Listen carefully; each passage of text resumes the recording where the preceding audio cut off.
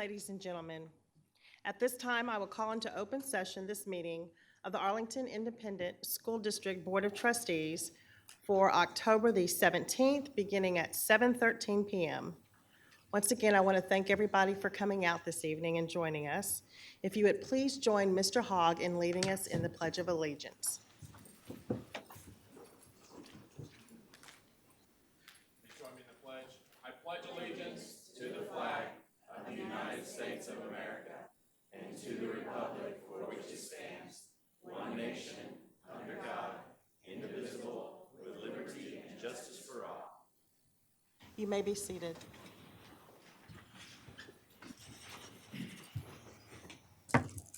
Please silence all cell phones and electronic devices to avoid disruptions to those that are around you. And now, if you would please join me in a moment of silence.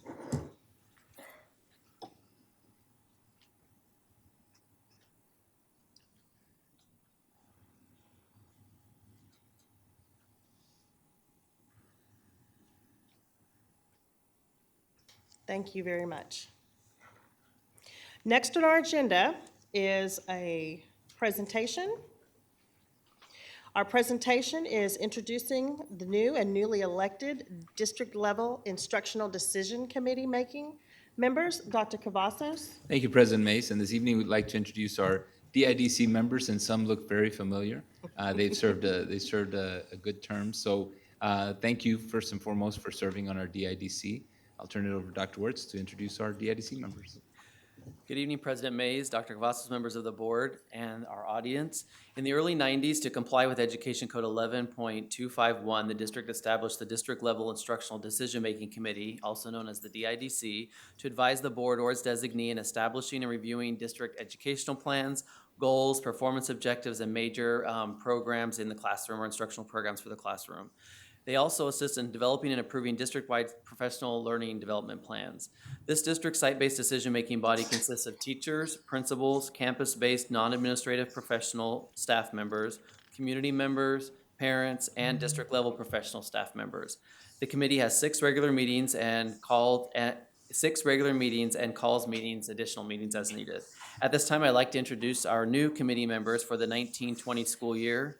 And I'm going to try to get all of your names correct, but if I get them incorrectly, please let me know. Dua Farshoot, there you go, from Short Elementary. Hector Santiago from Bailey Junior High. Joanne Brown from Barnett Junior High. Laura Adams from Peach Elementary. Chandra Price from Shackelford Junior High. Heather Warfel from Moore Elementary. Sarah Grenier from Bowles Junior High. Laura Taylor from Martin High School. David Heath from Carter Junior High, Jeffrey Grissom from Owsley Junior High, Ginger Leffel from McNutt Elementary, Catherine Claiborne from Nichols Junior High, Jeff Krieger, principal at Arlington Collegiate High School, and Catherine Yu, librarian at Sam Houston High School. So we want to thank you all for your service, and we look forward to collaborating and working with you this year.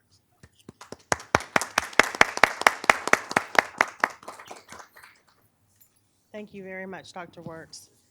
Thank y'all very much for your service. We really appreciate it. In a moment.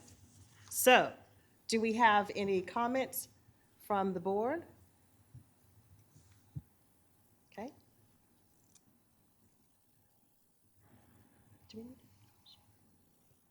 Okay, so next, we will consider administrative appointments. Dr. Cavazos. Thank you, President Mace, and I'd like to recommend that the board ratify the appointment of the individual discussed in closed session for assistant principal for Cookin Education Center. Okay, do we have a motion to approve the administrative appointment as discussed in executive session?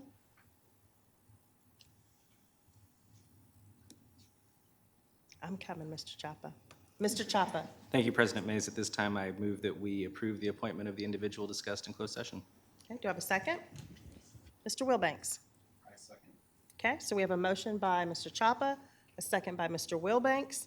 Do we have any discussion? Seeing none, please vote.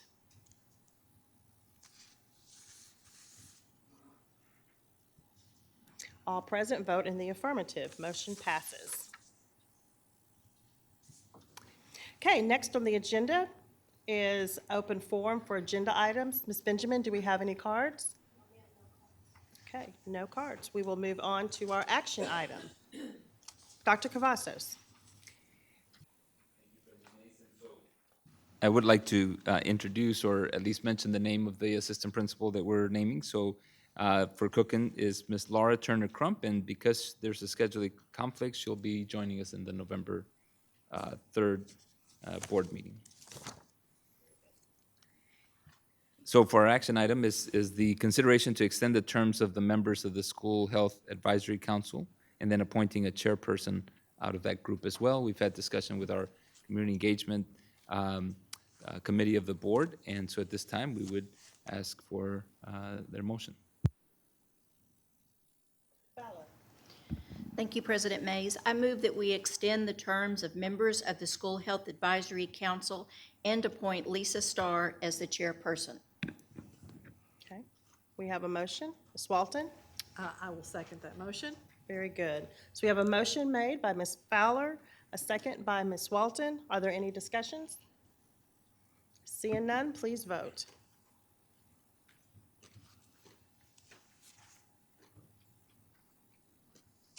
All in the affirmative, vote yes. Thank you very much. Congratulations. Thank everyone for their service. Okay, next item on the agenda is our discussion action items. Dr. Cavazos? Thank you, President Mays. And at this time, we'd like to, what seems to be a continuation of our discussion for goal setting and district improvement plan. As you know, that House Bill 3 also, as we mentioned in the last board meeting, has also had an impact on this. But tonight, we bring our district improvement plan goals and objectives. And this is really the continuation of that planning that we've discussed and also the alignment of our campus plans that follows this approval tonight. So, Dr. Wertz. Thank you. Once again, President Mays, members of the board, Dr. Cavazos. It's my pleasure to stand in front of you this evening and share with you our specific strategic actions that we're taking to improve performance in the district, as represented in our district improvement plan, goals and performance objectives. And the purpose of a plan really is to serve as a guide to all of us in the district in terms of staff to really make specific improvements towards the achievement and performance that all of the student groups are experiencing across the district, and make sure that those attainments are connected directly to the standards and achievement indicators that the state's outlined. When you think about a district improvement plan or a campus improvement plan, they have in some ways a symbiotic relationship. The district sets large system-wide goals and targets. Those goals and targets are then aligned to what takes place where the kids live, which is at the campuses. The campuses then infuse those goals and targets into their plans, as well as add other items that are unique to their own site to meet the needs of their individual learners. And then those outcomes are assessed throughout the year and at the end of the year in a summative way, which then informs the next plan. So this plan of continuous improvement is cyclical in nature, and there is this relationship that happens between how we design improvement at the district level and how that translates into actions at the campus level. At the district level, all of our goals are really aligned to one specific objective or one goal, which is that 100% of our students graduate exceptionally prepared for college, career, and citizenship. And as a system, we've had to take some time to really define what we mean by a student who's considered exceptionally prepared. And in Arlington, it really is the combination of a couple of things. It means that students graduate academically prepared, meaning they have mastered the content that they need to in order to be successful in an environment outside of the district, and or they've also earned a workforce cert that allows them to enter into the workforce and earn a livable income from the acquisition of that cert. So it's those two things plus the mastery of what we call life-ready skills. And life-ready skills are, for lack of a better terms, what I would refer to as like soft skills that corporations, businesses, and other entities in society look for in people they want to employ. And so we know that in order for a person to be successful in any environment, pretty much outside of school and in school, our students need to have a growth mindset. They need to be able to collaborate. They need to be able to be strong thinkers and be able to communicate. So our goal, when we say students are exceptionally prepared in Arlington, we are looking to see that students not only have academic prowess and are able to perform like their peer groups across the country and internationally, but they also are able to enter into a workforce with life-ready skills so that they can actually do that in a way that's productive and meaningful. The other important note about our goal is that it says 100%. And whenever I have an opportunity to visit with people about this goal, I always try to express the fact that it's not really intended to be aspirational in nature. It is a stance around equity.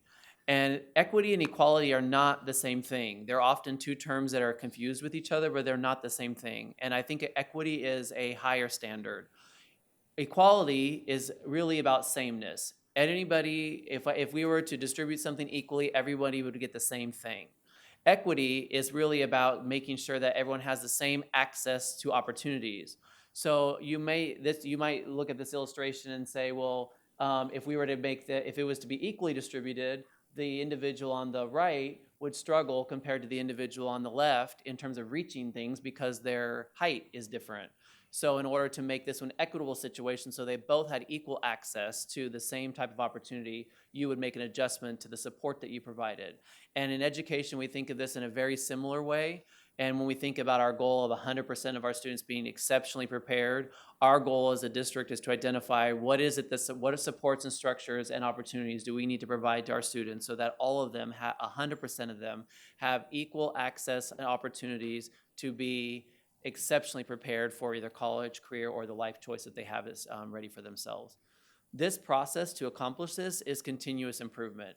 It's not something that happens through one strategy that's implemented and employed over a district over a period of time. It's this constant revisiting. Which needs are we meeting? Which ones are we missing the mark on? How do we get better? And by continuously trying to improve and make things better, we strive to make sure that 100% of our kids have access to these opportunities. In terms of our district improvement plan, there are relationships to this plan and our accountability system that we are required to live within at the state. And I wanted to share with you a graphic that gave you a sense about where we are and where we want to go. So one of the things you may have recalled Dr. Barlow talking about in some of his presentations is a comparison group that we like to compare ourselves to in the district, which are other districts, about 400, I think 42 or 44 districts that look like us. And when I say look like us, I'm really referring specifically to the economic status of their students, meaning 10% up or below in terms of 10% more or 10% less than us of number of economically disadvantaged students. And the reason we look at that specific demographic target is because that is where the research shows is the difference maker in terms of equity across performance in districts. Currently in the district, we are sitting and if you were to look at this graphic, which is a percentile ranking, and if you've been in stats class, you know standard deviations, then the place you want to keep your eye on is the center mark, which is the center dotted line, which represents the 50th percentile. The 50th percentile is straight average. If you're thinking about being in the middle of the road, that's the best way I can describe it. If you're in the middle of the road, then you're pretty much an average of where you would expect to be. Your goal is always to be above the 50th percentile. You want to be above the average place. And so the best generalized kind of like descriptors that I thought we could talk about is there are low performers, average performers, and high performers. And what we want to be as a district are high performers. Currently as a district, we are sitting in the 62nd percentile when you look at our ranking compared to other districts that kind of look like us. This is actually really good in terms of the growth that we made because we were in the 40-something last year and now we're in the 62nd. Our goal is to get to 75th percentile, which would be in the top 25 percentile ranking or the top quartile of other districts that look like us. But I think it's important when you think of those numbers, it'd be one thing to think 62 to 75, that seems like lots of points, but the difference is very, very small. And I'm gonna give you an example. Right now, our ranking, our percentile rank is based on our score of 86 at the district level. If we moved to hold on, I gotta pull this up. I have this down. If we move to 88, we would be at the 75th percentile if we had 87.5. So right now we're 86. If we were able to get to 87.5, we would be sitting in the 75th percentile. If we scored a rating of 88, we'd be in the 78.6th percentile. And the reason I wanted to talk about that is because while 75th percentile or the top quartile seems so far away, it's literally within a 1.5 from where we are. If you look at our scores of A, B, C, D, and F, our rating of 86, if we were 87.5, we would be in the top quartile in our area. So we're within 1.5 points away. I think that's a really significant. So our goal as a district and as a team is what are some things that we need to do to help our students perform more academically higher, to perform higher academically so that we can reach our target of at least being in the top quartile, which would be the 75th percentile. When we think about continuous improvement, I wanted to reference a model that was developed by Dr. Barlow and his department, which talks about the difference between what we would call outcome measures and process measures. And the reason why I want to spend some time on this graphic is because it's directly aligned to how we're approaching our work in terms of improvement in instruction in the district. So what you see in front of you is a model that talks about inputs, the process that you go through, and the outputs that are generated from those processes. In education, it's very, very common. I think everyone that's an educator in this room probably has been guilty of it at some point or another, is you set an outcome target, you do a bunch of actions, and then you measure your outcome at the end. And you make some generalizations that the things that you did or didn't do actually impacted the outcome. The problem is those generalizations are often false. So sometimes what happens is we end up, and you may see this if you've ever worked at a school, is everyone works really, really, really, really hard, and the needle either moves a little bit or it doesn't move at all, and people can't understand why that's the case. And the reason that's the case is because there is not a direct correlation between the action the lever you're pulling and the outcome that it's actually connected to. So as a district, we have to ask ourselves, when we say someone's exceptionally prepared or a student outcome, what are the ingredients or the processes that actually contribute to the outcome that we're trying to get to?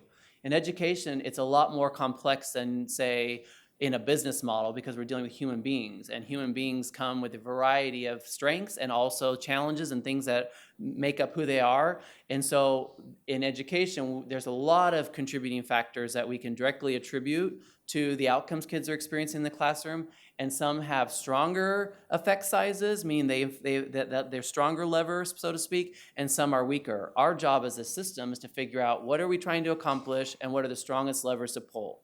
So I'm going to use these as just simple examples in our conversation tonight. I'm not necessarily elevating these 4 processes as the solution to all of our challenges. I'm just trying to leverage these as an opportunity to express the model. So if you were to look in the model, in our system, we would say, like, if we were looking for our measures, we're looking for outcome measures, meaning academic outcomes our kids are achieving, or we could say workforce certs, or we could even say whatever outcome we're looking for. And then we have experience measures, things that help us measure how kids are actually experiencing their learning. And then we may have efficiency measures that help us realize what's our return on investment, how efficient or effective are we being in terms of maximizing our dollars to produce the outcomes we're looking for. And each of these consist of different processes. So you'll see in the box in the center, there's PBIS, there's instruction, there's attendance. If you were to zoom in on one, which I'm going to do now, let's zoom in on one and expand that out so you could get a sense of how complex each one of these individual items are. So if we were to consider just K through 3 literacy, balanced literacy, which I'm going to talk about tonight, this one item of instruction that I've circled in red, when you actually blow it up into all the little pieces that are connected to it, there are actually, I think there are 11 here, 11 on this list.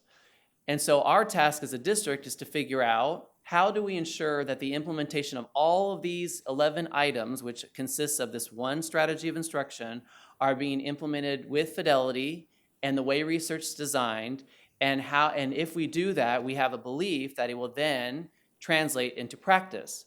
Well, as a district, we have 2 measures we have to keep track of, right? We have to keep track of the outcome, which we'll measure toward in the middle of the year or the end of the year. But our task is to measure how it's being implemented as it's being implemented, so we can provide support to teachers along the way. So one of the things you'll often hear in education is the distinction between quality professional learning and professional learning that people call sit and get.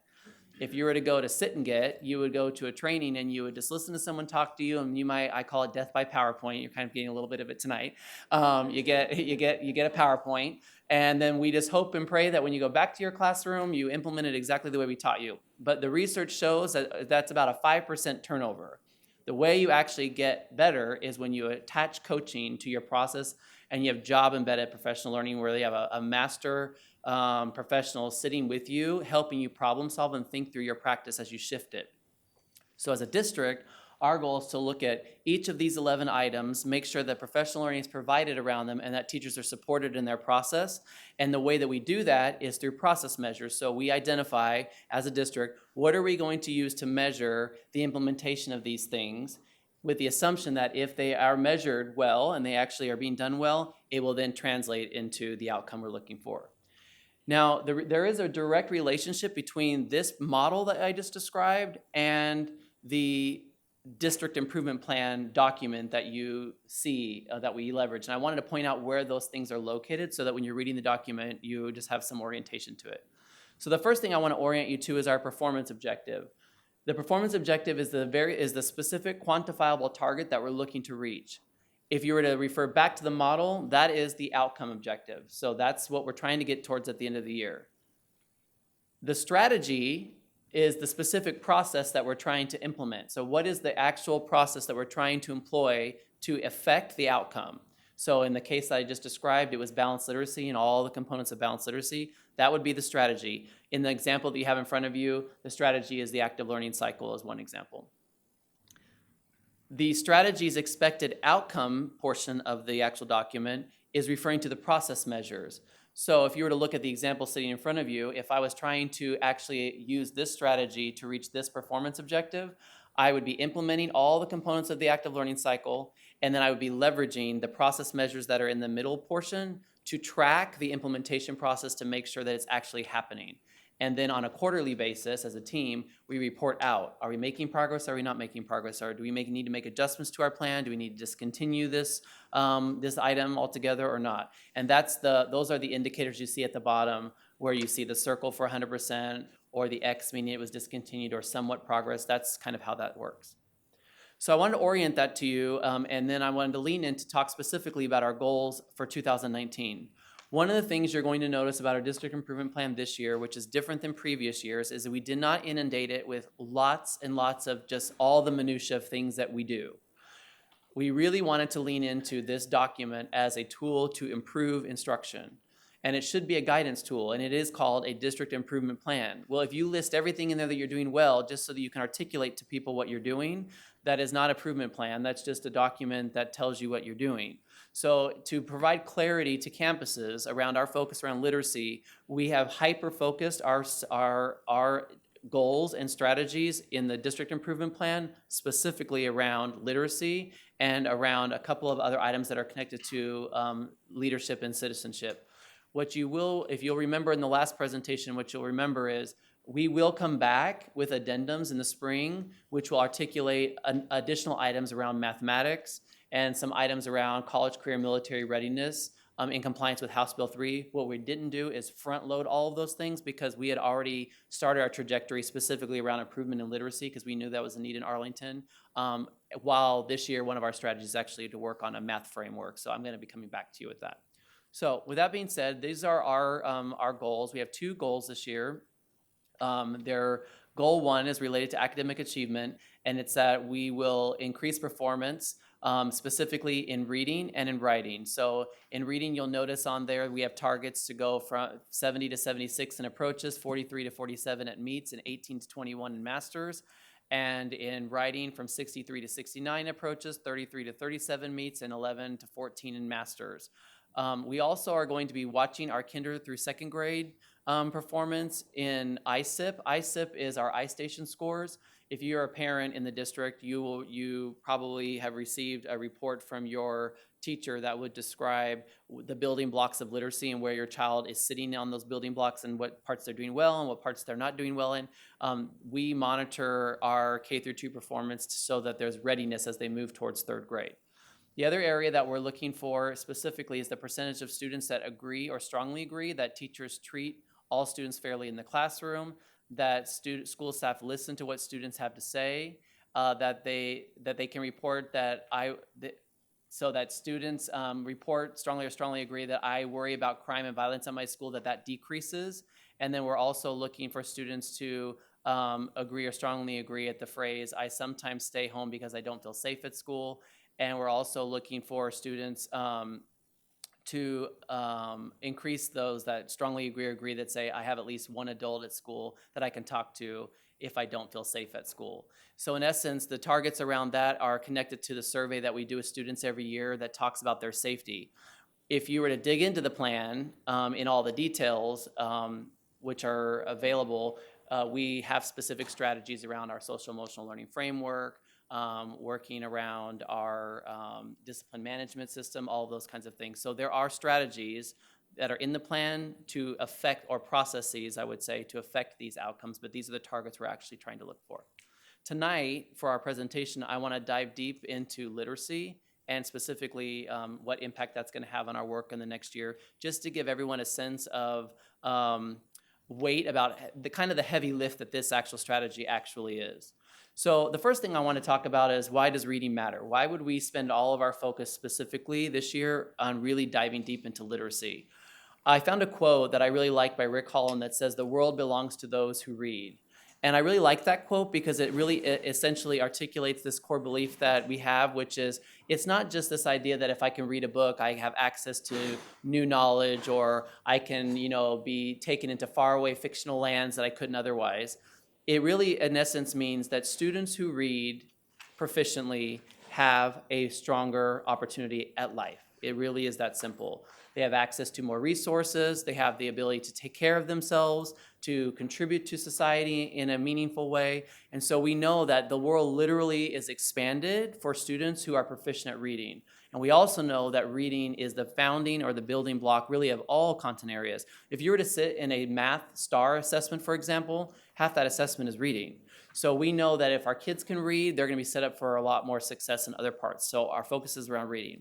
There was an article or a study that was done called Double Jeopardy. And basically this was looking at the relationship between third grade reading outcomes and the influence that poverty was having. And what happens if you're a student who is not proficient in reading by third grade, and you also happen to be a student that comes from poverty, and how those two contributing factors together actually compound your challenge as you're kind of getting older. So there are a couple of statistics that I pulled that I thought would be interesting to share. The first one is 1 out of 6 do not graduate from high school on time. This is 4 times greater than proficient readers. So if you are a student who is not proficient reader by third grade, you have a 1 in 6 chance of not graduating on time at high school. For students who are not proficient readers by third grade, 23% of below basic readers actually drop out or fail to finish on time, compared to 4% of proficient readers that were found. And then poverty actually compounds this problem. Students who come from poverty, 26% of impoverished students who are not proficient in reading actually drop out. So when you think about a school district who is serving many students who come from impoverished backgrounds, it's imperative that we ensure they can actually read and read well by third grade so that we can set them up for success. I thought I would frame some of our conversation too also around the national statistics, and I shared a little bit of this with you last time I was presenting. The National Assessment on Educational Progress is actually assessed every couple of years. The most recent one is that we have data on is in 2017. And they actually take sample populations of students all across the country in every state we have, and I think also maybe in Puerto Rico. And they assess them on content areas. And they use scale scores to rank states on where you are and what your performance is and how well you are doing in comparison to your other peer groups or groups of states that live near you. And they rank students based on 3 categories: whether you're meeting a basic level, whether you're a proficient level, or whether you're advanced. And so tonight what I wanted to do is just highlight some of the results specifically around reading in 4th and 8th grade. So what you'll notice, these are this is the State of Texas report card on the NAEP. And in 2015, we had an average score of 218. And just so you know, this is on a scale of 500. So the scale score goes from 0 to 500. if you want to get a sense of like what's a really, really strong score, an advanced score for fourth grade reading would be considered 268. A proficient would be 238, and a basic would be 208. So that just gives you kind of a sense of where you would land. In 2017, Texas actually dropped 3 points to 2015, and that's 6 points different from the national public average across the state. In 8th grade, our average score went from 261 to 260. The thing that's interesting to notice is the proficient rate, which is the column that's right here, second to last on the far right. Our proficiency rate in the state of Texas in 4th grade level is actually dropping, and it's only staying the same in 8th grade, but it's actually very, very low. I wish I could say that this was only a Texas issue, but it actually isn't. When you look at the map across the United States, one of the things that you'll notice is that it actually compares you comparisons to jurisdictions that live around you. So in Texas, for example, in 2017, 60% of our students were at or above basic. And that's an important distinction because remember, the proficient was 28, at or above basic.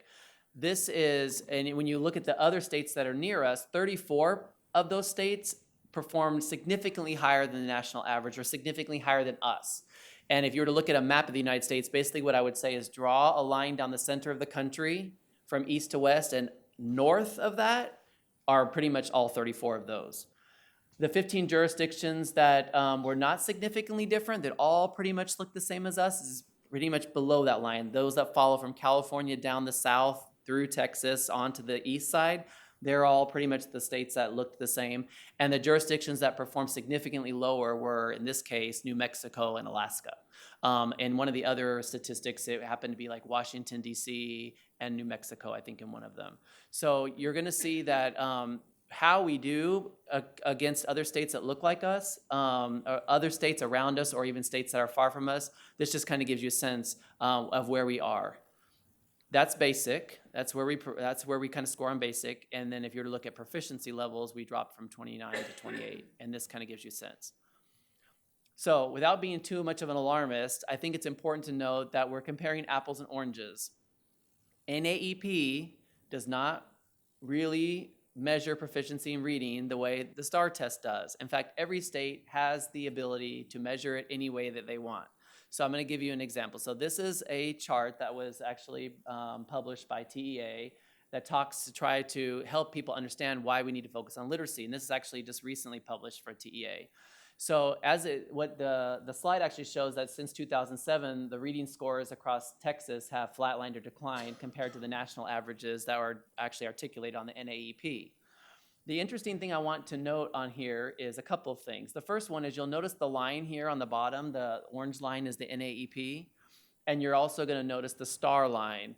And you'll notice that STAR, the national average, is actually saying that we are at about 60, which is what we scored on the basic. So that's saying Texas, really about 60% of Texas fourth graders are reaching basic level.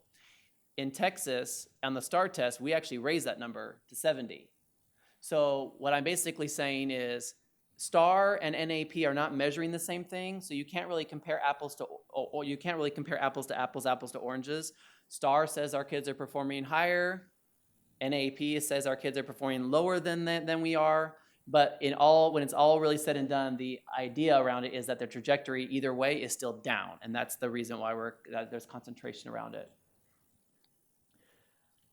So Hollis Scarborough, she actually is a senior scientist at Haskins Laboratories, and she's one of the leading researchers on early language development and its connection to how kids progress in literacy as they get older. And she's actually the creator of this, what they call the reading rope. And the reading rope basically articulates the building blocks or the makeup of how kids learn to read. And so what you'll see on here is that it really consists of two big areas, language comprehension and word recognition. And language comprehension are things like background knowledge, vocabulary, language structures like semantics and syntax, verbal reasoning, which is metaphors and inferencing, and literacy knowledge, understanding genres and print concepts. Word recognition is very much exactly what it says really up there. It's about decoding, sight word recognition, understanding syllables and phonemes and how those parts of words come together to make words. So you have one structure, which is how do I make words, letters form words, and then when I read those words together, can I, in a skillful way, leverage that comprehension to actually facilitate my understanding of what I'm reading. When it comes to language comprehension, kids, as they get stronger and stronger readers, become increasingly more strategic in how they leverage that comprehension to make sense of what they're reading. And as they also become stronger readers, their word recognition, that becomes a lot more automatic. So kids, like when you open a book and if I was to show you a page, you would see a word and instantly you would know what it says without having to read through all the letters. Well, as kids become more automatic and automaticity actually improves, they become more fluent in their reading. That helps increase their comprehension, and then they strategically start employing all these structures that are part of comprehension to make them understand what they're reading and become proficient readers. When we think about this, and we think about the plan that we're talking about in terms of reading, helping our kids improve in reading, this plays a key role in all the parts that we're talking about in helping teachers understand what the science of reading is and how to employ it in their classroom to ensure kids walk away as readers. So this is how we intend to do it in Arlington. By May 2020, 100%, our goal is that 100% of our campus PLCs will meet twice every 6 weeks, and that they will leverage student work, authentic student work, to help in identifying what next steps need to be taken in instruction. So not just assessments, but actual student work. How are kids performing on the tasks we're giving them? We're also going to be working specifically, our initial goal between now and 2021, which is aligned to House Bill 3, is to focus on pre-K 3 and English 1 and 2 teachers in receiving 5 annual coaching touch points that's going to be targeted around implementing the 7 highest leverage best practices that are actually connected to reading. So as we teach you the components of a literacy instruction, we are going to attach a coach to you as a teacher that's going to give you strength and helping you as you implement those things. By September 2022, 100% of our K through 3 AISD teachers and principals will know and understand and implement expectations for literacy instruction. And when we say expectations, we're specifically talking around the literacy academies and the implementation of balanced literacy, which I'm going to articulate in a few minutes. And then finally, our final goal, of course, is that all of our schools by 2026 will be implementing all 12 of the best practices that are part of the Active Learning Cycle Framework. And one of the important things to note about the Active Learning Cycle Framework is it's founded completely on research-based best practices. So teachers who employ the best practices in the balanced literacy framework, they're the same best practices that are in Active Learning Cycle, and they're the same best practices they're setting goals around T-test, because best practice is actually best practice. Today, for our conversation, I'm going to dive into this third bullet, which is really connected to our DIP, which is around how do we articulate and then train teachers in the expectations around literacy. And I want to start off by diving into where House Bill 3 kind of comes into this. And you'd asked some questions in the last meeting that I articulated. I would come back and share with you some additional details, so I'm going to share some of those with you tonight. The first part of this is the Science of Teaching Reading exam. So to earn a certificate to teach pre-K to grade 6, starting in January 2021, a teacher who is going through a teacher program or a teacher who is going to be teaching in a classroom will have to demonstrate proficiency in the science of teaching reading by passing a standalone new exam, a new certification exam. This science of teaching reading exam is actually composed of 4 specific domains, which consist of pedagogy, reading development around foundational skills, reading comprehension, and then analysis and response, and those domains actually are made up of a variety of competencies. All teachers, starting at that point, will have to actually take this assessment. So if you look at the answer, so the question that came up was, well, who actually takes this Science of Teaching Reading exam?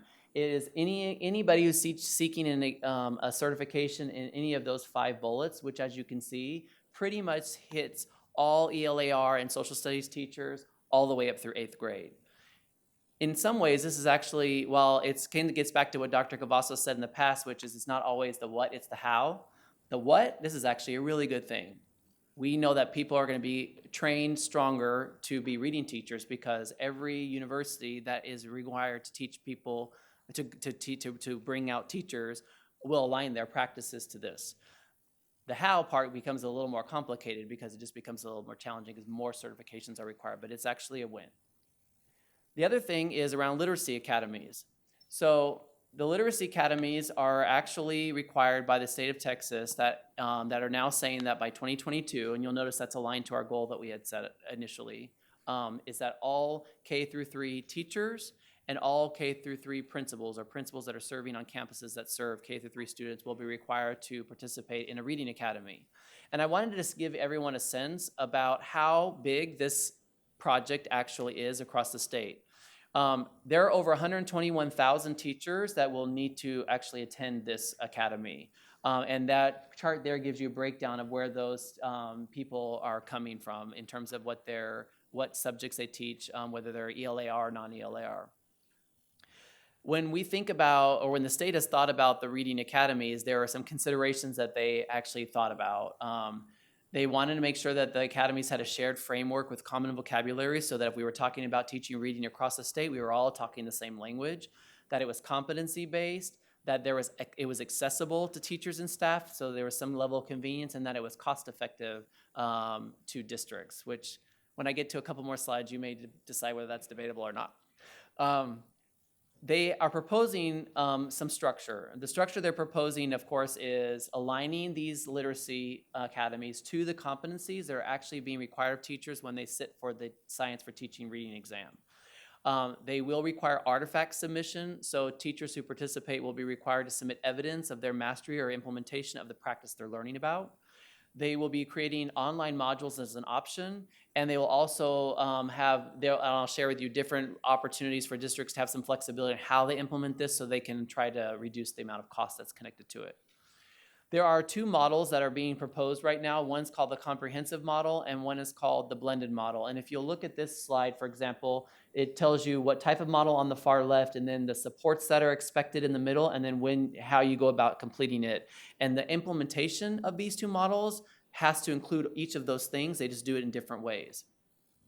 So the first one is this slide actually articulates what's currently in place. So one of the questions that came up in the last meeting was, well, how many days are teachers taking off campus? Every box you see here is a day away. So some are in the summer, some are during the year, some are in the summer at the end, and in between there are all these coaching sites. This is what's currently happening in reading academies across the state now. And this has actually been going on for a while, and I believe it's been helpful to teachers. Teachers who have actually attended the literacy academies usually say good things about it. The comprehensive model that's actually being proposed is somewhat similar. It's still face-to-face. It's a mix of online learning sessions and face-to-face. So it's interesting. They call this comprehensive, but there's a blended component to it. But it is over the course of the year, and there are several days where teachers are going to be getting face-to-face training. So I think in this example, it's a total of 10 days total, with 3 different opportunities for job-embedded coaching and artifact submission along the way. That's one model that we can lean into. The other model is called a blended model, and this is a model that's primarily online. Teachers and staff will be able to enroll on these online modules and have access to all these this free training or training materials. They will have to demonstrate their competency or the assessment of their competency by uploading artifacts into the system that will be reviewed. And so this is just a sample example of what a blended model matrix could actually look like. What you're going to see on the far left-hand side are the 6 components or things that are actually looked at when you take the Science for Teaching Reading exam. And then across the top are the different grade level bands. So here, because the model is required for K through 3, you're going to see kinder, first, second, third grade teachers. Then you'll see non-core teachers, and then administration, which are principals. So if, for example, you were doing a blended model, one of the things that the blended model offers is an opportunity for teachers to test out of areas that they already have mastered so they don't have to repeat things they're already good at. So this gives you an example of how you might approach this differently. So, for example, if you look at the foundations for the Science of Teaching Reading, every participant would participate in that module. But if you go to oral language, for example, you customize which grade levels participate in that specific module and which ones are just going to get an overview and which ones you would customize because it wouldn't be necessarily applicable to all. Another good example of that one is the very bottom one, like phonics. We would expect every K through 3 teacher to learn and master the module around phonics because that's really where kids, if that's where they stop learning to read. but we might only provide an overview of that to non-core and admin because the principal's not going to be in the classroom actually teaching phonics. They just need to understand it so they can provide feedback about it. So this just gives you, this is meant only as a sample, but it gives you a sense of how you can kind of customize as a teacher which parts you engage in, which parts you don't. The reading academies have to be provided by providers, and TA is scheduled to announce who the providers will be in, I think, March of this upcoming school year. There are requirements that are baseline requirements for every provider. The providers have to hire the facilitators for the blended online coaching session, the blended courses, and they have to lead those course sections. They have to evaluate the teacher and facilitator competencies, and then they have to hire the coaches that will serve as mentors to those teachers along the way. There are region service centers, some districts and external organizations can apply to be providers. As a district, what we're really focusing on is what are some ways that we can leverage high quality providers to assist us so that we can also then free our staff to actually serve as coaches and support teachers in the classroom so they're not bogged down with just trying to do one-way training and not actually help people while they're in the classroom, which is usually the majority of the feedback we get from campuses is they need central curriculum staff at their schools helping. These are the estimated costs that the TA is actually providing. As districts, we can choose which model we want our principals or teachers to attend. The blended model, the estimated cost ranges is between $300 and $500 a teacher, and comprehensive model is between $3,000 and $6,000 a teacher. So that's what they're recommending. This is just a slide that gives you a sense of like how we as a district have some autonomy in how we go about implementing these academies. We can include them in training in the summer. We might be able to do some mixes between allocating time for teachers during the day, during PLC time. We can give them opportunities during the day, PLCs to upload their assessments or their evidence.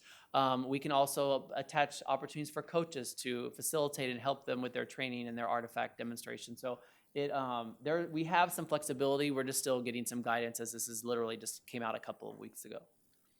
Some of the questions that are frequently asked is, if I'm a teacher and I already attended an academy in the past, do I have to go again? And the answer is, if you participated in the 2018-19 READ grant training, that one was already aligned to the new standards, so you don't have to repeat it. But anybody who went to one before that point or didn't attend this one has to repeat it. The other thing that we have to do is certify our practices, and one of the practices that we have to certify is the systematic instruction of phonics in the classroom. The state defines very clearly what a systematic implementation of phonics instruction is, and I won't read through every bullet because I know you have it in front of you, but in essence, it's this purposeful sequence with a designated time and amount of time set aside for kids to engage in phonics instruction over the course of the day. If you were to go into our new adopted materials, it was adopted around the balanced literacy framework, which word study and phonics is included already in that. And if you were to go online to our Curriculum Central and look at our balanced literacy support materials, we actually outline and give some guidance to teachers how to structure a day to implement the balanced literacy framework, which articulates specifically about when and how to do, like where phonics instruction actually fits in. So we're actually poised to be able to certify this quite well. The other component that's important to note is we have to also certify that we have highly effective teachers in grades K through 2, and the districts have to determine which criteria they use to articulate this and certify this back to the state. So some examples that we can use is performance evaluations, performance data of students or evidence that students have grown under a teacher's purview over the course of a year. We might be able to demonstrate experience with how we're differentiating learning for different learners across the district, and also demonstrate experience with building strong classroom communities, like how teachers are going about building those relationships. Those are some criteria that we can use, and we have to leverage a specific set of criteria to identify which teachers we believe are highly effective and then certify to the state that those are the teachers we're prioritizing to be placed in front of K through 2 students. Another requirement that we will be embedding into our plan is the implementation of integrated reading instruments. This is not new information, and we've actually been doing this in Arlington for quite some time. But basically, these are interim assessments that allow a teacher to gauge how their kids are performing as they're moving through the instruction so they can make adjustments along the way. In Arlington, we use iStation for reading. We also use DRA, which allows us to understand where students' reading levels are. And then we also use Circle, the Circle exam. And Circle is actually done at the pre-K level. And it's a monitoring progress system that looks at letter naming, rapid vocabulary, letter sound correspondence, book and print awareness, and other things. So we actually can leverage the outcomes of these assessments to help guide our path when it comes to how kids are progressing through reading. Of course, I've already mentioned this, so I won't go into tons of detail, but the board is also required to adopt an early childhood plan, which we'll be bringing forward to you formally in the early part of spring. And these are the requirements that I shared at the last board meeting that that plan has to include. What we will do next is on November 7th, we'll come back and we'll present to you the campus improvement plans that are connected to all the work that we're doing and their performance goals and objectives. And then in early spring, we will bring not only the formal literacy plan connected to House Bill 3, but we'll also bring forward mathematics and our college and career and military readiness plans. And when we do that, we'll make addendums to the DIP at that time so that you know kind of like how they're all kind of talking to each other. The very last thing I just wanted to put on your radar, just so that you knew, is the state has actually establishing a reading advisory board, which consists of 20 to 25 volunteers that are appointed by the commissioner, and they're designed to really help TA in fulfilling their duties around establishing K-3 reading standards. They meet 4 times annually, and his task is to provide periodic updates to the legislature based on that. And the people or the expertise that that's trying to be drawn into this group are listed in the third bullet. People who have academic expertise, background knowledge around early childhood learning, biliteracy, and things like that. So our recommendation is that the board approve and adopt the proposed district improvement plan goals and performance objectives. Dr. Wirtz, thank you very much for your presentation. Before I open it up for my colleagues for any questions, for the two of you that are still here, y'all win the lottery. I was going to say something to our group that was here, that how they sat here and listened, but thank y'all very much for staying and listening. We really appreciate it. Any questions? This is a action discussion item. Are there any questions from any trustees? Dr. Reich. Thank you, President Mays. Thank you, Dr. Wirtz. It's a very intelligent approach on what we're doing with the improvement plans, and I appreciate the deeper dive into the reading academies. It's also, the data is interesting with the strata above and below, north and south in the U.S. This isn't necessarily anything that's related to what we're doing, but just curiously, my guess is other states that have done their own independent accountabilities versus the NAEPs, their graph trend is probably the same, but that's more of an assumption. Who knows, right? No, Massachusetts is always touted as the highest performing, and if you go online and you look at their scores, they're the highest. But the challenge is it really depends upon what people use as their measure. Frankly, if you were to ask different people at the USDE, they would say that the level of rigor that sits at each of the different states varies. So Right. It's hard. I couldn't answer that question. Right. But some people from the outside could look at this and go, well, we Texans think we're a lot smarter than we actually are. I appreciated what you had to say about the coaching.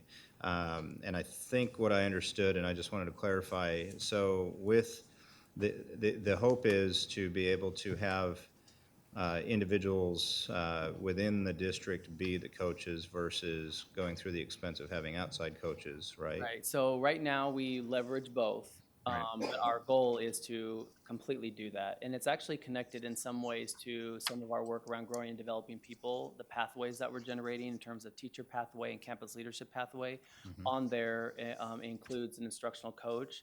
And we're working with the professional learning department, which oversees coaching development in the district, to expand the number of coaches at the school so that teachers have more access to them.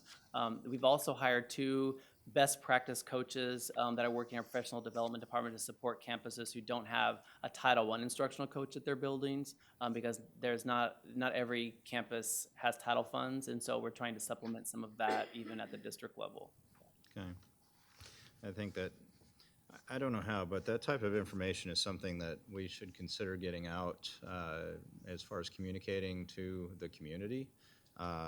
There's always the talk of, well, you just need more teachers. There's too many admins. There's too many non-teaching people in the district. And if they heard a kind of a layman version of this, they would hopefully appreciate the true intelligent approach and design that's going into this, so that, no, they're not just teaching them to read and working harder, accomplishing nothing. We're really structured and guided. So that's just a consideration to move on. With identifying those highly effective teachers, is that something that is determined? I know you're making it as objective as possible. Is that determined at the campus level or at the district level or a blend? So the guidance we've received is literally that slide and maybe a webinar. My assumption we'll be able to do that at the district level. I'm sure we can include stakeholder input in how we decide we want to go about doing that. But what I showed you is literally what we've received to date. I suspect that more guidance will be coming once we know what we have to certify. Right now, the way they're describing the certification is a simple survey, like, do you do this? And we say yes or no. That's a very general way of saying it, but that's kind of the way it's been articulated to us in terms of the way that we certify it. The way they hint at it, or the way that it seems to be hinting at it, is that it will become a little more complex as we go down the road. But right now, this year, to comply with the legislature, I think TA is just going to ask a survey that we just have to respond to say, yes, we do that. The criteria, we have to figure that out for ourselves. That what we use to say yes, yeah. Okay. And then the only other question that I had is on the matrices that include the grade level specific competencies, like the phonics was K1, 2, and 3, assessments K1, 2, 3. Are there, and maybe we don't know this yet, are there overlap, say, between 1 and 2? Because there's obviously different learners. You mean grade level 1 and 2? Yes. I don't know. And the only thing that I know is that, and this is simply a sample that was provided, is that they're going to marry the Literacy Academy content to the competencies that are in the Science of Teaching Reading exam. So the competencies are on the far left-hand side. What that looks like, I'm assuming that it's going to show progressively a little bit difference between a third grade and kindergarten. The reason being is because if you were to look at, like, for example, Fountas and Pinnell's continuum of literacy, the way you teach a person to read or to address literacy at grade 3 is not the same as a person who's just barely starting to read in grade K. So my assumption is that that continuum is going to be addressed, but I don't know with certainty because I haven't seen the content. Okay. And that was really my question, because in third grade, well, K through 3, in every grade, in every class, you're going to have students with different abilities. And so if they completely focus on, third grade like we do with the grade level, 3 TEKS, that's great, but we run into complications because we have our GT or special needs, et cetera. So my assumption is that since it's around the Science of Teaching Reading, the idea is to place teachers in front of students who, regardless of what grade level you're in, if you're a struggling reader, the teacher will be armed with the right information to know how to address that. That's my assumption. Yeah. It'd be interesting to see how it plays out. That's all I have at this point. Thank you very much. Yeah. Thank you, Dr. Reich. Ms. Walton. Thank you, President Mays. I'm really hooked on the statement of the how, not the what. I've been around long enough to remember when the state of Texas passed a law. The effort to get it passed was done by a former state representative from Arlington, Kent Grusendorf. And the law increased the number of classes, hours that a college student had to take to become a teacher of the content area. And of course, something had to be decreased, and so they decreased the how you teach things to that generation of teachers. And many of us fought that law tooth and nail and did not prevail. But it's interesting to see that, I mean, this has been a 180. It is important, especially for elementary teachers. Maybe high school needs to know what they're teaching, but in elementary, K through 3, you got to know how to teach kids. You know, the how-to is so much more important than the content. So I guess maybe I've lived long enough to see that I was right on that one. No, I've been wrong on some other things. Anyway, you briefly touched on the instructional coaches that will be helping and that sort of thing. How many instructional coaches do we have? I I think could not give you every, that number. I don't have it off the top of my head. I would have to tell you, all of our title campuses okay, all have one. That's required. Most of Okay. them have, many have, some have more than one, and some have coaches and a dean. Some of our non-title schools have what we call a teacher support interventionist, which has coaching as an element of their job description. They're just not a full-time coach, but that's available. The other thing that we're looking at in terms of strategy is how to really think about what grade level chairs and department chairs do, and how to even possibly facilitate opportunities for coaching to be part of what they do in terms of peer coaching across their departments, and what implications that would have on scheduling and all that stuff we're still working through. But I could look at what the number is. I could get it to you. I just don't know off the top. I think I have a round enough idea. My question about that is, if teachers are going to be assessed and have to be certified, and principals have to be tested, you know, and certified, what will happen with these deans, instructional coaches, so forth and so on? How will their standard be clarified or That's a very good question. identified? So at the state level, it's for deans who are seeking a principalship. Theirs actually is addressed through, they have actually revamped their principal cert, which also now includes a residency, which didn't before. For coaches, we actually creating a local standard. So one of the things that we're working on is through micro badging is creating a specific standard around what we call the science of coaching and the art of coaching. So when I say the science, I mean specifically the structure, like you might be familiar with the GROW model. What's your goal? What's your current reality? What are your options? What are you going to do? And what evidence do you use? And the art of it is all results coaching, like the facilitative questions and how do I get you to think about your practice and recognize that really the owner of all of the skills to get it done are actually living with you, and helping you facilitate that. That practice, we're actually working on badging that so that when a person wants to apply to be an instructional coach in the district, that badge is already pre-earned, so we know you're actually ready to serve in that capacity.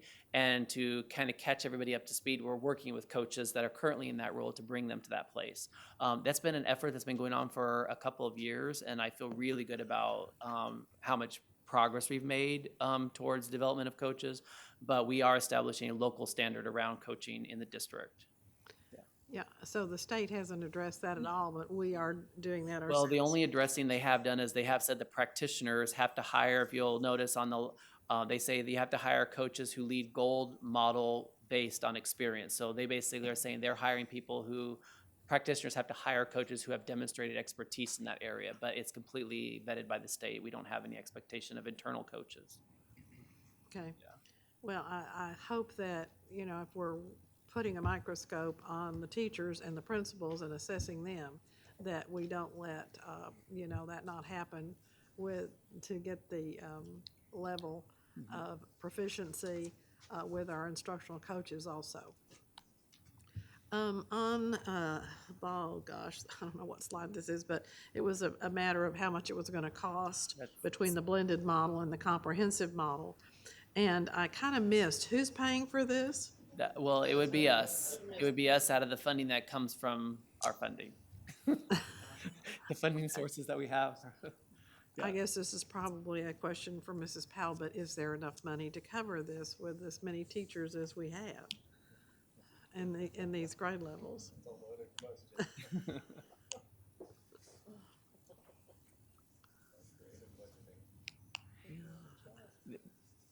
I would say before she gets started, come on in, I'm gonna let you answer this one, the thing to keep in mind is that it's still super preliminary.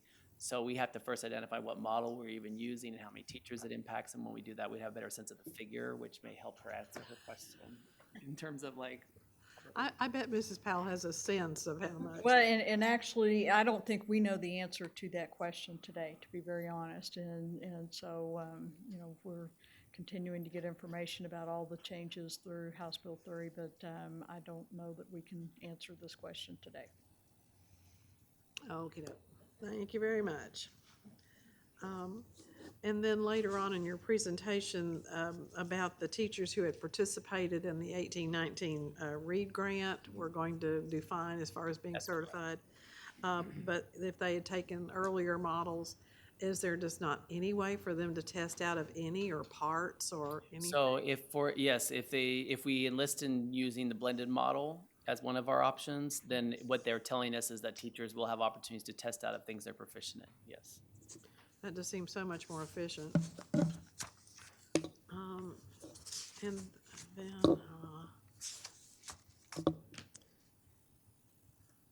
is there any chance that local districts will have input into the commissioner's selection of this reading advisory state board? I'd have to double check. I think there was a to the administrator letter that went out about it, but I think it was over the summer. I had to double check.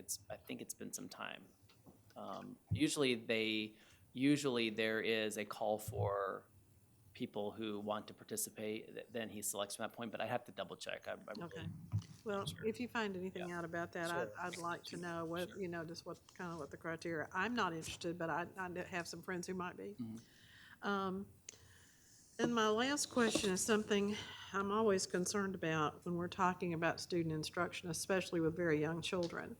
And that is, are the goals age appropriate for, you know, good pedagogy with small children?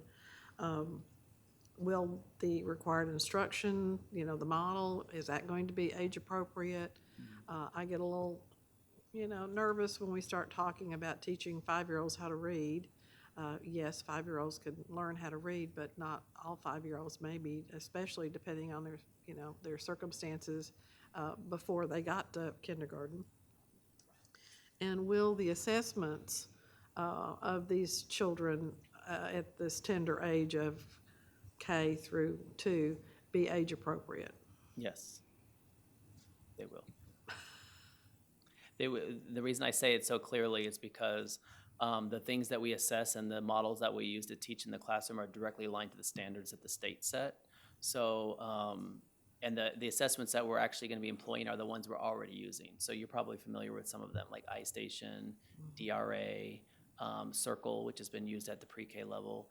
DRA is a nice one because that's one where teachers sit with their students. I'm familiar. Yeah. So they're not the assessments that we're employing in the district right now are the ones that we're using. We don't have any goals or plans this year to change this school year. We are considering in the future whether there are assessments that help teachers better understand how kids are reading or not reading, but we're still not in that place to make any kind of recommendation for a change.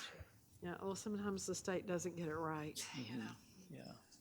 Thank you. Those are all my questions, and thank you for this really in-depth presentation. I feel a little better about the parameters of what is being expected. Thank you. Thank you, Ms. Walton. Mr. Wilbanks. Thank you, President Mays.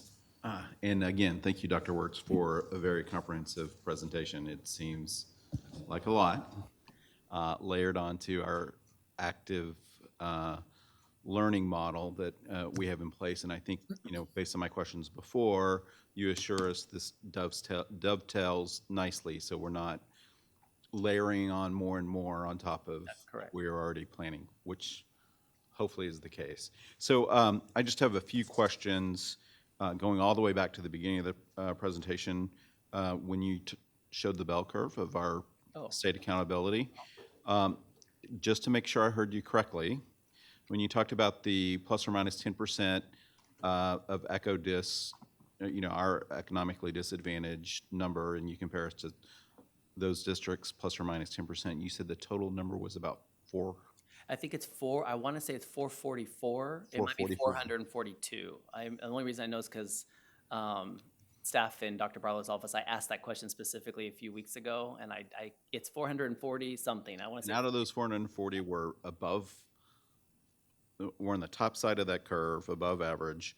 yes. With just a small tweak, we can be in the top quartile. Yes, if everything stays the same and academic performance it continues to improve, and if we were able to get a score of 87.5, it would put us in the 75th percentile, which would be in the top quartile of that group. Okay, awesome. And I think that's a goal we should focus for and strive to achieve, because that would be a big win for us as a district.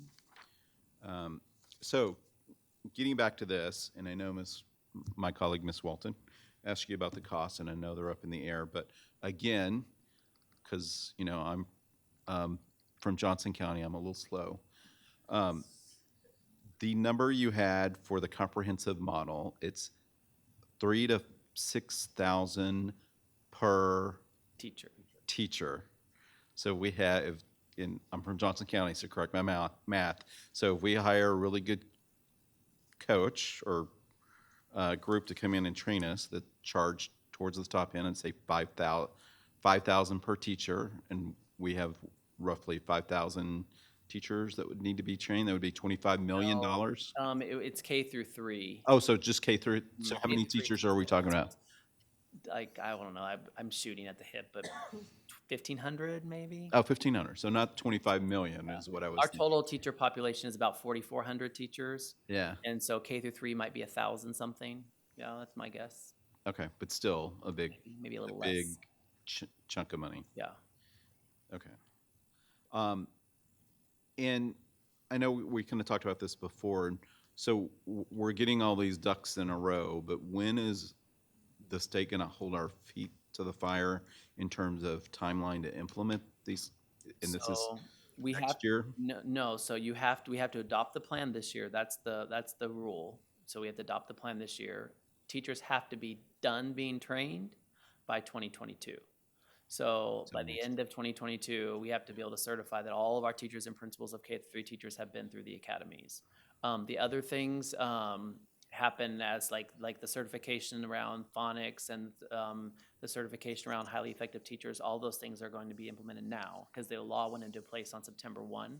But the guidance TA is given everybody as they recognize that this is a planning year. So you use this year as your planning year. And then you implement, but the board is going to be required to adopt the plan before the end of the year. Our goal is to bring it to you by early spring. Yeah. Okay. So I've got one more question, see if I can find it. I couldn't find it earlier, but back early on, you talked about kind of our report card and when we'd report out, and you talked about in your model about the process measures you had at the top of the model, and that you would report out, oh, there it is, in November, January, and March with formative assessments, and those would be formal reports to the board, or as you're getting the formative data, will there be a chance for my colleagues and I to Sure, we're to happy see where we're trending? Yeah, usually the thing that's to keep in mind is that those measures are not measures to the goal that you adopt as the board. The board adopts a performance measure. Those are internal measures Right. for staff. One thing that we will do, we can provide those if you want them, that's no problem. The other thing that we can do, though, that we will do as part of House Bill 3 is we will create a cadence and a published calendar for when we will publish out to you our progress towards the goals. And the reason why I say they're one and of the same thing is because the DIP is a document we use, but the law requires that we report out to the board our progress along the way around reading, math, and college and career readiness, and those are the same things that we'd be placing in the board document anyway. So the long story to your question is yes, you'll get that. What we'll do is propose to you and share with you is what I call a cadence of reporting. So exactly how often we report out and when we're reporting which things. So whether it's quarterly, biannually, whatever, we'll be able to tell you specifically which dates we're coming and what we're going to be sharing with you with you on those dates. And we'll share that all with you for sure. Yeah.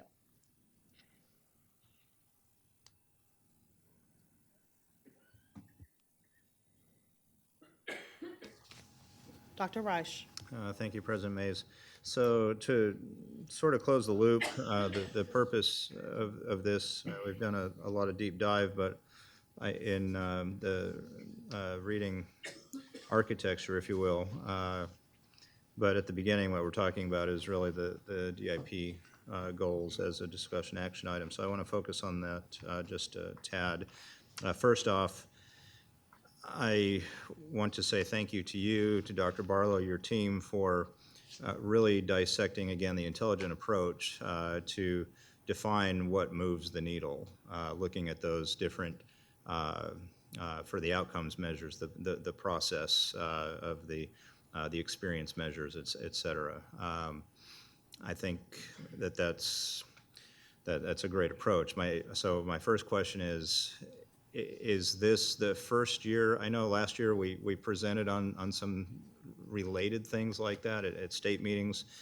Was this process in place last school year, and this is a reinforcement and continuation, or is this mostly new? So this was a model, I think, that I would say that Dr. Barlow probably shared or initiated about 2 years ago.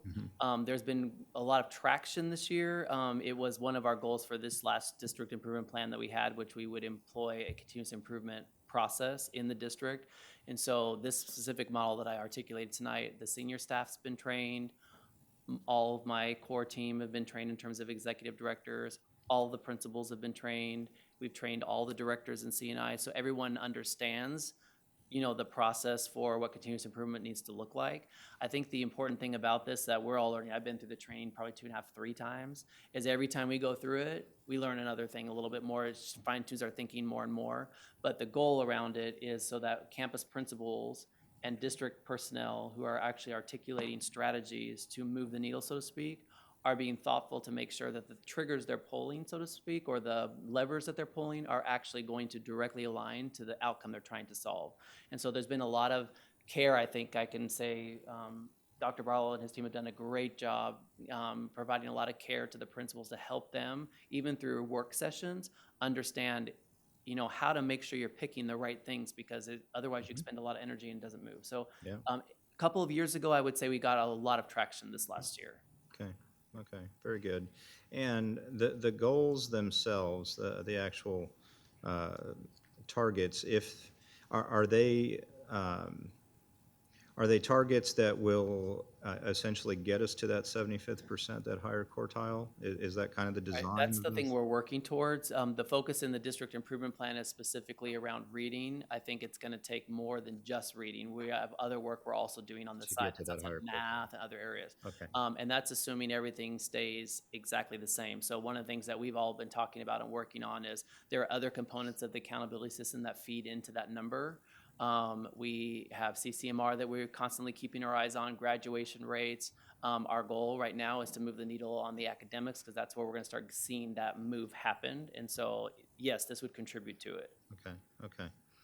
And then I guess probably the final question is, so the baseline numbers where we're moving from to, so on the academic achievement, students will increase in performance 70 to 76 approaches, and so on and so forth with the other baseline numbers. Are they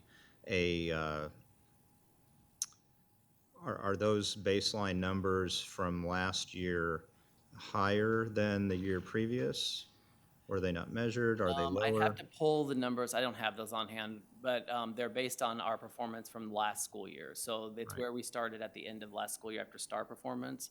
I'd have to pull up the specific individual ones to tell you what the movement was from the year before.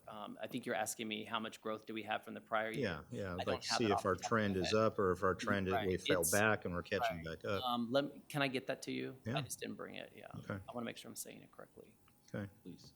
And then I guess I do have another question then. So the jump, and I ask this every year, as far as how you determined what is a reachable, not easy, a stretch goal, What factors went into that? I mean, it's a process that we try to think about it from a statistical place. I think there's analysis that goes on in Dr. Barlow's office as we as a group try to talk about what's our number going to be. What we try to avoid is an arbitrary, let's just shoot for the stars, so to speak. We try to think about what's actually doable and engage against that.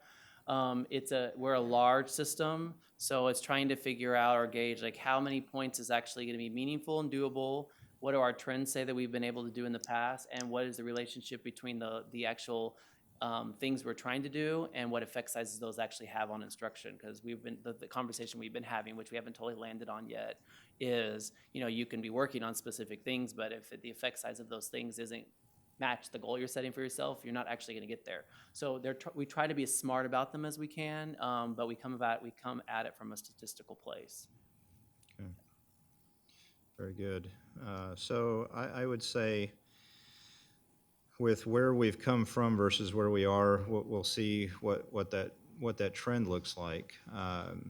It is, I think, there won't be a change in course, no matter what that shows. There might be more of a conversation to be had as far as why do you think we leaped or we stayed flat or we fell behind. Well, that conversation that these departments have, that's really that's not necessarily connected to this per se, because that only articulates the outcome based on the things we did in the past. Right. This is the goal that we're trying to get to based on the new strategy. I will Right. say a comprehensive strategy around balanced literacy.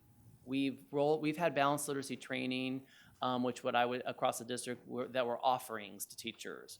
There was no systematic requirement that every teacher goes to certain things, so to speak. We really provided training, but we allowed principals and teachers to lean into where they thought their needs were. This is a much more systematic approach to improvement around literacy, and that was launched this year. So this goal target is directly connected to the strategies that we have in the plan today. Right. But yeah. Yeah, absolutely. Yeah, and I totally understand that. So with that said, President Mays, seeing this is discussion action, if it's agreeable, we'll see if it carries, but I move then that we approve our 1920 District Improvement Plan goals as stated, presented. Okay, so we have a motion. Do I hear a second? I second. Okay, I heard 2 seconds. So Dr. Reich, motion, Fowler, second. Are there any discussions? Seeing no lights, please vote.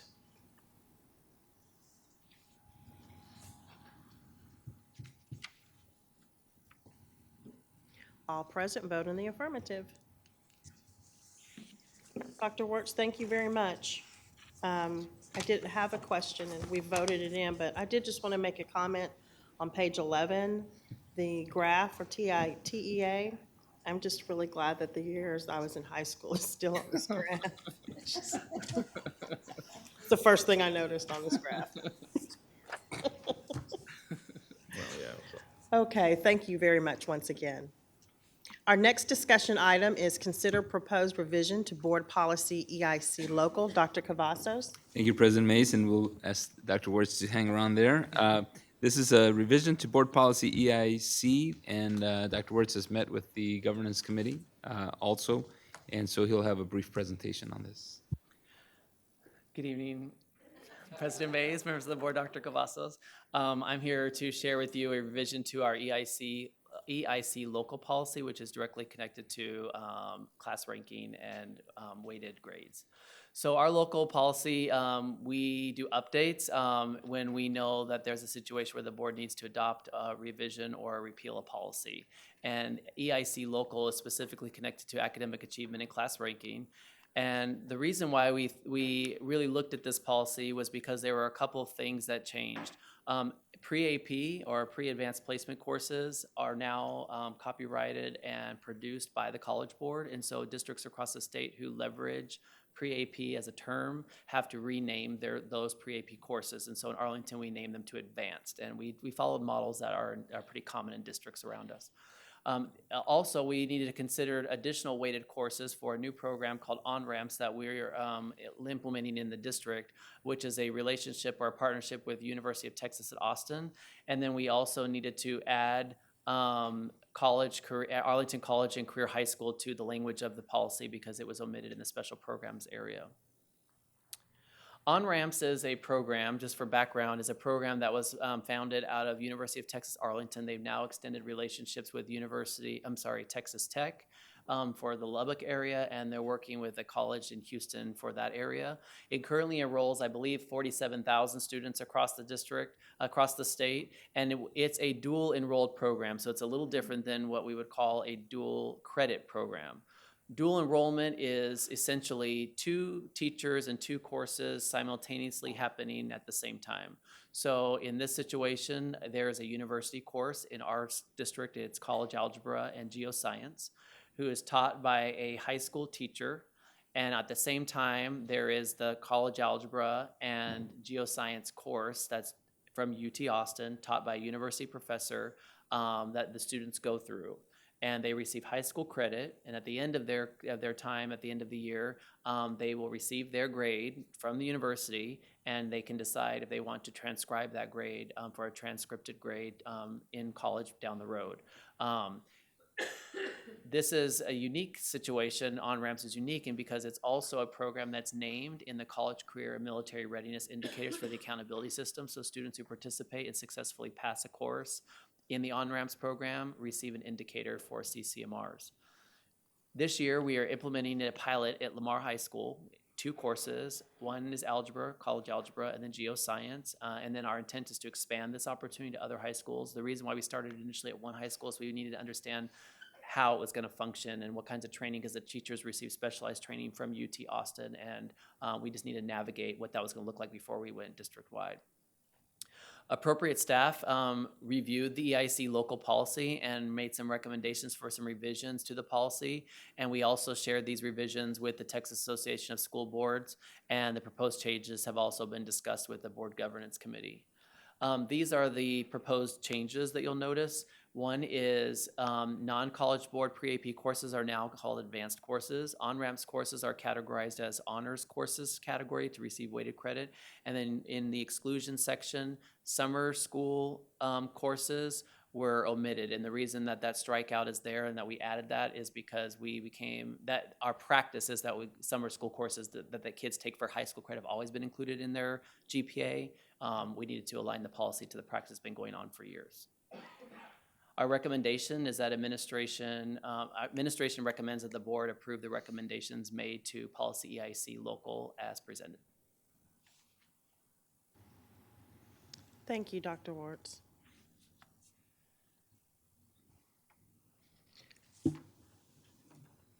Dr. Reich.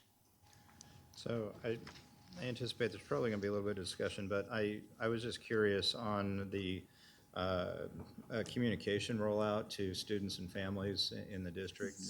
What is that going to look like? Because everybody's been so ingrained with our current vernacular that with that terminology change, there's probably opportunity for a lot of misinformation and communication. It's already in place, actually. We had to make changes to our course handbook for staff, and we've articulated it. Okay.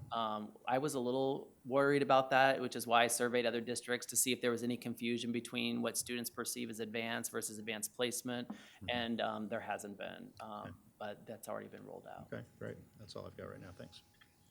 Thank you, Dr. Reich. Ms. Fowler. Thank you, President Mays. Explain to me again what the difference is between this and the dual that students are already taking. Dual credit is taught by a university professor, and that is the professor. They take a high school, or they take a Tarrant County College course or UTA course. That professor teaches the course, and then we reverse articulate it back to the district and assign them high school credit. In this situation, there's 2 courses that are taught. They actually are taught by a high school teacher and by the university professor. They get high school credit. They decide at the end whether they want to accept the credit transcribed on their transcript, and it is a UT Austin transcription. That's the difference. One is taught by one that's a university or college professor. This one is taught by 2. And does that credit only transfer back to UT Austin, or can No, it transfers to any school that will accept credit from UT Austin. The reason why some students may not want to take the credit is because Some students have a feeling, I'll just use a really extreme example, but this is one that was given, who want to pursue medical school down the road. And so if they take a course like college algebra and they get an A minus on the course, we might say, well, take it. But if their school doesn't just take the grade on the transcript, but actually assigns it to a GPA, then they may reject it and not take it at all, and they'll retake the class altogether at that school because they don't want to hinder their ability to get into medical school. Some schools will literally just take the course and the grade, and then other schools will take the transcription and then assign a point value to it. And some schools take an A as a 4, some take an A minus as a 3.7. So that's the distinction. So we leave that in the hands of the students. We give them their choice. They think about what schools they want to go to, and they decide if they want to. The point about it really is not about the grade. That's just the benefit on the side. The point about it really is that kids get experience in really going through a rigorous university level course and persisting through it, because what they're finding is that kids who have that experience in high school, whether it be through AP or university or Tarrant County College, persist and graduate when they go to college. Kids who don't have that experience struggle a little bit more. So that's the point. Yeah. And once they make the decision whether they want the grade or the credit, is that decision final, or can they change their mind? No, I think they are given a window of time when they get their grade, and then UT Austin gives them a window of time to make their decision, then it's transcribed. Okay, thank you very much. Thank you, Ms. Fowler. Mr. Hogg. Thank you, President Mays. All kinds of jokes I could make about UT Austin tonight, but I won't. He did script and say it was developed by UT Arlington. It's UT Austin, yes. I know I was going to vote for it when he said Arlington, but then he said Austin, so no. Arlington probably. These are, this is a good policy change. I mean, it's a basic policy change. It's things that have to be done from some logistics. As I read through it, it's, okay, we have to get rid of the word pre-AP on there. We have to add the on-ramps. We have to logistically add the college and career high school. But it did get me thinking, which always makes Dr. Wirtz nervous about this. Dr. Wirtz has, you and I have talked about it, and my SLAB student last year, my Student Leadership Advisory Board, and I started doing a lot of homework on other districts and class ranks, because a lot of this that we're adding in these GPAs, and some of these of how on-ramps are counting as, I think, an advanced GPA on that section. And so there's a lot that goes into that. And my SLAB student, Jackie Charles at Seguin High School, and I started talking about this a lot, of the ranking of classes and what happens. And as we started looking, we started seeing other districts and talking with other districts. And I just asked staff to consider going back and looking at this, because I think this is kind of a catalyst to get us there. The example I used that most recently that did it in my discussions with some of their board members, Katy ISD only releases top 10%. That's all we're required by law to release of that top 10%. They don't give out class rankings. They still put on the quartiles on there of where they are on there. And they said, it kind of creates, there's no need for it, in all honesty. And most universities aren't using that information for there, but it does hurt them on some scholarships, on some admissions that goes into there. There's no real reason past the top 10%, especially on college and scholarships that they say convert to the 4.0 scale. It hurts their students to go through that process. They also got rid of, which I don't necessarily know the reasoning, and at first I kind of questioned it, but as I read about it a little more, they got rid of this grade of D. There's no reason for the grade of D because 70's passing, so there's really no incentive to have that grade of D on there. And what they said was it made them less competitive against other districts that had already gotten rid of the grade of D. So I don't need full answers, but I would ask staff, I think it's coming up on that time from what we've seen from other districts and some reasonings for us to explore looking at these type of options and evaluating. Now then we get into a whole other discussion of playing the game in the top 10%. And as I told my Student Leader Advisory Board, no matter what game's there, someone's going to play that game to be competitive in that. But he had a good point that he said we have so many students that won't take classes. Mr. Chapa and I talked about it. I did not compete for the top 10%. Mr. Chapa was in that. But, we talked to valedictorians and kids in those groups that they won't take a PE, or they won't play athletics, or they won't be in orchestra because they're not getting some extra credit. That's not what we want in this district. we want those high achievers. And listen, no matter what, they're going to be those high achievers, and they're always going to work to excel in that. But we do want students to be able to take some of those. So finding possibly a better way, as I do think as we talk a little bit about tonight, of rankings and what these classes are, because immediately I started thinking, are students going to take these classes? Could it hurt them taking these classes? What are they thinking? Because as the game is unfortunately better and better on the internet, and parents read how to play the game more and more, you hear the ideas. And I know we've all heard about it.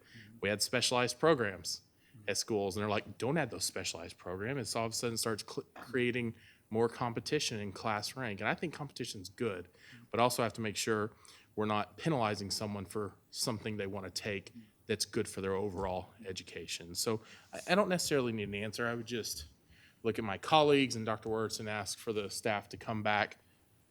No rush, take your time, but come back sometime in the next couple of months, or at least this coming semester, and have this discussion with us as a board. Thank you, Mr. Hogg. Once again, this is a discussion action item, so, I can make a motion. okay. Mr. Hogg? Mr. Chapa, as the chair of the governance, you want to make it? No, you go. You love competition. She looked at me like a motion. Good. At this time, I move for approval of EIC local as recommended by the governance committee and the staff. And I will second. All right, so we've got a motion by Mr. Hogg, a second by Mr. Chapa. Are there any discussions? Seeing no lights, please vote.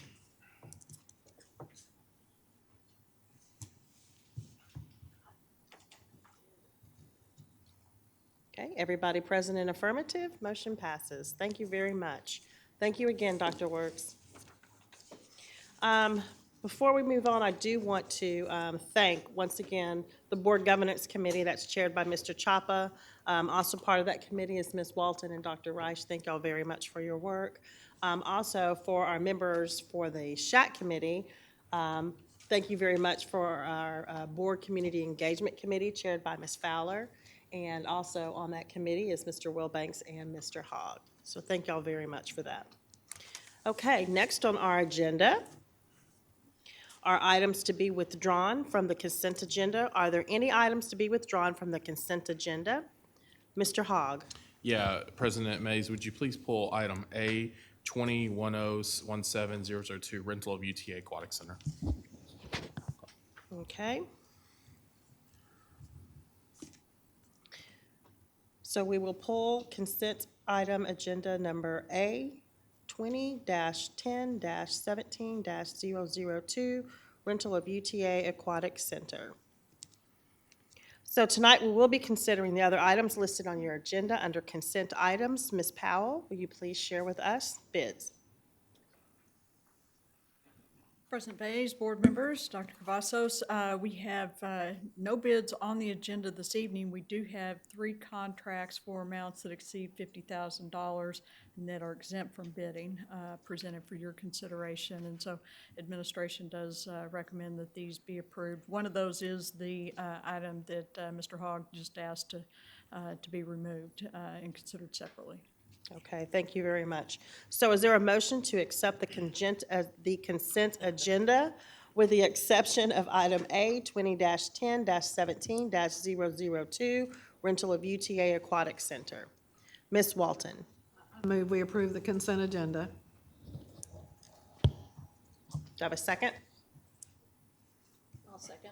Okay, so we've got a motion by Ms. Walton, a second by Ms. Fowler. Are there any questions or discussions? Yes, ma'am. Please clarify, we're approving the consent agenda with that exception. Absolutely. So we are approving, we had a motion by Ms. Walton, a second by Ms. Fowler to approve the consent agenda minus item 20-10-17-002, rental of UTA Aquatic Center.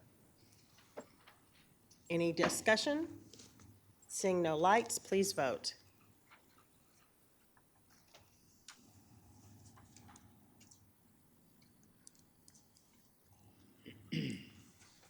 Everybody present, voting in the affirmative, passes. Now, let's discuss the consent items that were withdrawn. Mr. Hogg. Yeah, thank you, President Mays. Ms. Powell, I have a question. As I looked at this and I saw the rental of the QTA Aquatic Center for $61,000, and staff gave me little answers before, I just need some clarification. As you know, we have a new aquatic center coming up, close, you know, my mother and even my wife cause us to drive by it and look at it all the time. So I've told my children they're not allowed to walk out on a construction site to look there, but maybe. We'll see. I don't want that. But what is that? I just want to make sure, what's the time frame of this? Also, what is the risk of if we are running behind? What's our, as this insurance, can we extend for a certain days? How do we make sure our students transition to a new building without us being locked into a contract when we don't need to be locked into one? Right. So our construction of the athletics complex includes the natatorium, and it is on schedule to open by July of 2020. All right. The particular contract that we are asking the board to consider this evening is with UTA to allow our kids to swim in their pool from September 1 of 2019 through August 31 of 2020. We have had some discussion with the folks at UTA, and should something change with our construction, and we find out that it's going to be, the opening will be pushed back a bit, we could still work with them for a month-to-month agreement beyond the August 2020 date, should we need to. And so our contract expires. That's what I needed to hear. I needed to make sure we weren't locked into a contract. And also, I just asked staff, make sure we give them enough notice. There's nothing, you know, sometimes we get evergreens in contracts and all kinds of things. Just make sure we give notice. But I do appreciate the potential of having to use this, because while this building, Mr. Horn, should be done and better be done, I also know pools are very touchy. So there's a chance, I do believe, in that first month, the pool could be touchy from where it is, as they're getting the chemicals down correctly and all the processing. For all of us that learn more about pools than we ever wanted to learn on the front side of this project, which knowledge I don't really need in my brain, but now I have for some reason. I have a newfound respect. I do want to make sure we have that in there for a process, and that UTA, I mean, they have the right. They can rent it out to whoever they want now from going forward. But thank you. With that, I move for approval of item 20-1017-002, rental of UTA Aquatic Center. Okay, so we've got a motion by Mr. Hogg, a second by Dr. Rush, to accept consent agenda item 20-10-17-002, rental of UTA Aquatic Center. Are there any discussions? Seeing no lights, please vote.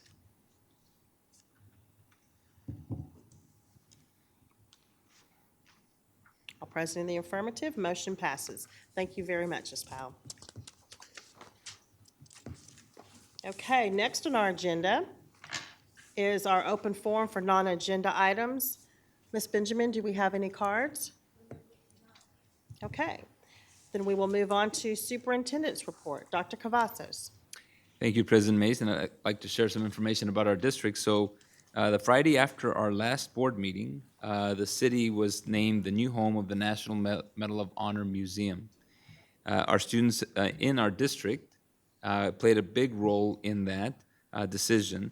Our junior ROTC students from Arlington and Martin High Schools greeted guests.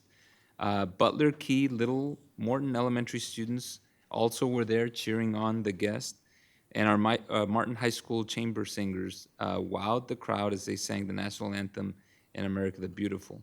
And I'll tell you that over and over, the comments about our students were very, very positive, and they were also things that they noticed as a big selling point for Arlington and Arlington ISD. Special thank you to the Martin Choir. They actually went several times in different events to sing and to really encourage the organizers to choose Arlington. So congratulations to the city of Arlington and really to our entire community. Our parent and community engagement team has been busy keeping us connected with our community with events for former and current board members, campus namesakes, and retired employees over the last couple of weeks. And so many of these people stay very engaged with our community, and we appreciate their involvement. Dr. Buell and I were able to recognize Bailey Junior High last week during a staff meeting for earning all of their possible distinctions from TEA. I want to congratulate Principal Tiffany Benavides and the entire Bailey staff for their hard work and dedication and the sustaining of a very engaging and positive school culture as well. Our Guidance and Counseling and Student Outreach Services Department teamed up last Friday for a day of learning that they called In the Trenches and We're in This Together. This was the first for these groups with school counselors, student outreach services staff, social workers, district intervention specialists, LSSPs, and special ed counselors all came together for a shared vision to support our students' social and emotional well-being. This is one more way that our district is ensuring that we provide emotionally and physically safe environments for our students. And I want to thank the leadership of these departments. This is, again, that alignment that we've heard of with social and emotional learning. Finally, I want to remind everyone that early voting on the upcoming bond election begins Monday, October 21st, this Monday. It runs through November 1st, and the election day is Tuesday, November 5th. The voting locations and other information about our bond is on our website at AISD.net/bond2019. That concludes my report. Thank you very much, Dr. Cavazos. Any other reports from board members? Ms. Fowler? Well, I'll let, Ms. Mays, I'll let you talk about the event at Bowie last night, but I did want to invite everyone tomorrow evening at the Arlington High, Martin High football game. They'll be honoring fallen officer A.G. Castaneda and his family, and I think it's going to be a very nice event, and his son will be there as well as his parents, and they'll be doing a lot of special things for the family. So I hope everyone can attend tomorrow evening. Thank you, Ms. Fowler. Any other reports from board members? Okay, seeing no lights, I would like to share that for the 8th year, Bowie High School had their program. October is Domestic Violence Month, and the students put together these wonderful boxes of Kleenexes that were very necessary before the night was over. But what I love about the box is it wants to bring awareness of domestic violence, but we also had conversations of hope. And the program every year gets bigger and better and better. We also shared this night with the Seguin community, so we came together as a community to discuss domestic violence, and just a reminder of how students or the children can sometimes get left out, you know, if mothers or fathers escape something, the impact that it still has on that child for now no longer being with one of their parents and or being moved to another location away from their friends, away from a place where they're stable. So very good conversations, great resources. Students gave their stories. They were so brave and articulate with the experiences that they had gone through. And what they're doing to try to continue to be the best that they can be, and share that with others who are currently in the situation trying to figure that same thing out. So just a shout out to Bowie and the Seguin community. Ms. Moorhead has led this up. She birthed it, and she's continuing to have this program. And like I said at the program last night, just really appreciate that she has seen something and she's doing something about it. And the support of the teachers and the counselors was tremendous. So a great event for the reasons stated. And then finally, I'd just like to read a statement that came from our superintendent, Dr. Marcelo Cavazos, this evening, that it is with heavy heart that I announced that one of our students at Bowie High School was fatally shot off campus after school today. A second Bowie High School student was also shot and is receiving medical care. Out of respect for the families involved and the minor status of the students, the Arlington ISD will not be releasing any students' names this evening. The Arlington Police Department is fully investigating the shootings. Any speculation on the part of Arlington ISD officials regarding the incident would be premature at this point. For tonight, the Arlington ISD did cancel the Bowie High School freshman and junior varsity football games against Trimble Tech.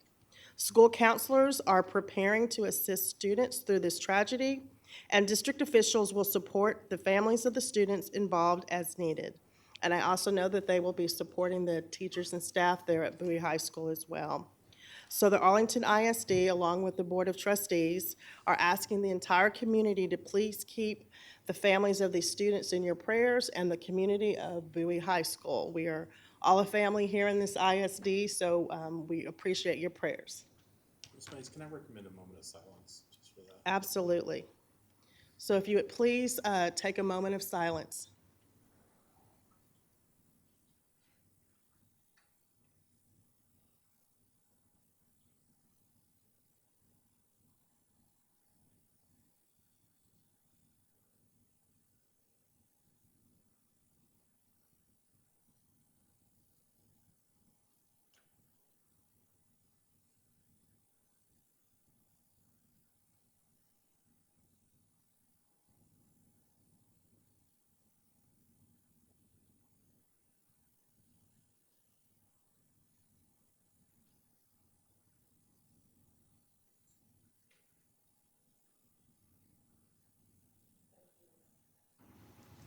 Thank you.